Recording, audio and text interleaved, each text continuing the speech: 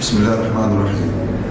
أنا اليوم مروح من الخدمة نتاعي وقع خطفي من أعوان الأمن وقع الاعتداء علي بالعنف تعنيفي بالسب والشتم وأرد الأفعال والكلام اللي وقع علي في مركز منطقة الشرطة بقفصة اللي أنت أمس وتحرض علي في الناس. يا ولدي اتق الله. قلت له شنو نحرض عليك ولا لا؟ قال لي امس انت ومجموعه المجموعه اللي جيتوا ضد الباشا قايد السبسي، معناها يا ولدي اتق الله احنا ايش داخلك انت وشكون يعرفك انت؟ قلت له شكون يعرفك؟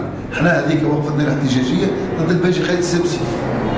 ما راني لا فهمتني لا جو الزملاء نتاعو وحاولوا يعنفوني الا وشدوني بالقوه. قال لا وشدوني بالقوه وبدوا يعنفوا فيا وضربوني وحطوا لي المينوت على في يديا، حطوا لي المينوت في يديا من تاني وبدوا يردوا علي بالمشطة وبالكف وبالبونية.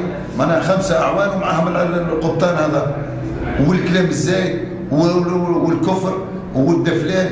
وحتى عفس لي على راسي في المركز الداخلي، عفس لي على راسي بالبردكان تاعو وهبطنا على الكبير وقول لي نعتدي عليك بالكذا كذا. من كلمة ما نجمش نقول أنا نعمل لك ونعمل لك.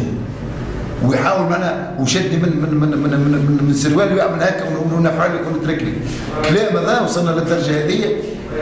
شنو على خاطر انا خرجت في مسيره ضد الباشا قايد السبسي، حر انا نخرج ضد الباشا قايد السبسي، ضد راجل الغنوشي، ضد المرزوقي، ضد اي واحد حر نخرج كيما نحب. يعمل لي هكا هو. وصلنا للمرحله هذه نهايه.